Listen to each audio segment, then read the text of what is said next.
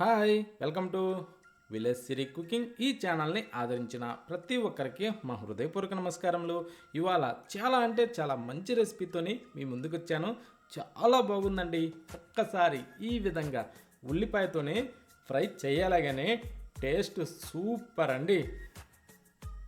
ఇలా చేస్తే మాత్రం వేడివేడి అన్నంలోకైనా సరే, చపాతీలోకైనా సరే, దోశలోకి కానీ, పూరీలోకి కానీ, ఇలా ప్రతి దానిలో కూడా టేస్ట్ సూపర్ అండి. ఇది ఎలా చేస్తే అంత మంచి రుచి వస్తుందో ఒక్కసారి మన కిచెన్లోకి వెళ్ళి చూద్దాం.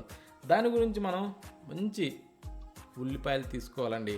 అది కారు లేకుండా మంచి ఆరిన గడ్డ తీసుకోవాలి. అది తీసుకునేసి మీద ఉన్న పొట్టు ఒలిసి, ఆరిన గడ్డకి మీద ఉన్న పొట్టు ఒలిసేటప్పుడు మాత్రం కొంచెం నలుపు రంగులో కనిపిస్తుంటుందండి. దాన్ని శుభ్రంగా కడిగేసుకోవాలి. ఆ తర్వాత మనం ఈ కట్ చేసేటప్పుడు ఈ వేర్లు భాగంలో ఉండి గడ్డనైతే కంపల్సరీ తీసేసుకునేసి ఇప్పుడు ఈ ఉల్లిపాయని చిన్న చిన్న ముక్కలుగా కట్ చేసుకుందాం. ఆరిన గడ్డ ఎందుకు తీసుకోవాలన్నా అంటే పచ్చిగడ్డ తీసుకుంటే కొంచెం కారు టైప్లో వచ్చి రుచి కొంచెం తక్కువగా ఉంటుందండి. ఈ ఆరిన గడ్డ అయితే కొంచెం స్వీట్ టైప్లో వచ్చి తింటుంటే మాత్రం మంచి రుచి వస్తుందండి నోటికి. అదొక కమ్మదనం.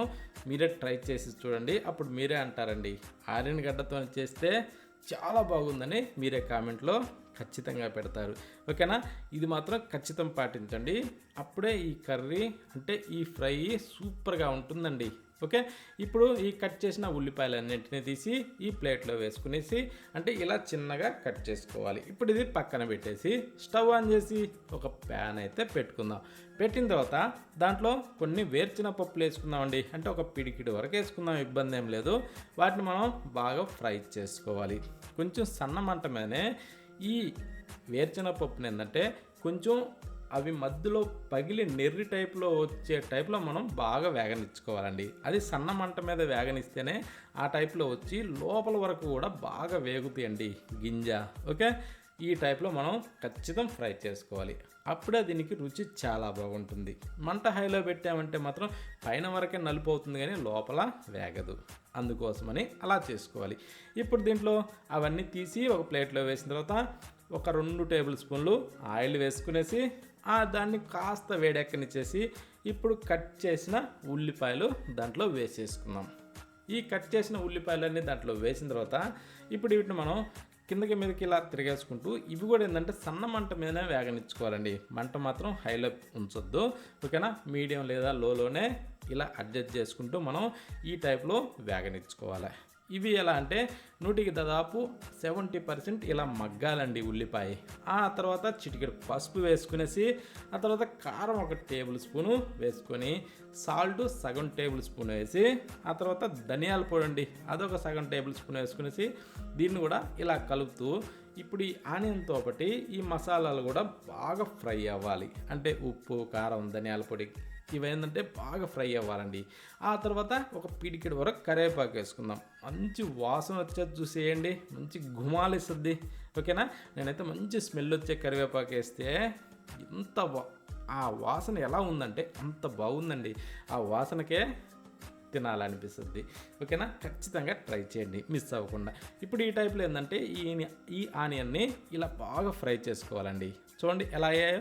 ఈ టైప్లో బాగా మగ్గాల. ఇలా మగ్గిన తర్వాత ఇప్పుడు మనం ఏం చేద్దామంటే ఇందాక ఫ్రై చేసి పెట్టాను చూడండి వేరుచెన పప్పులు.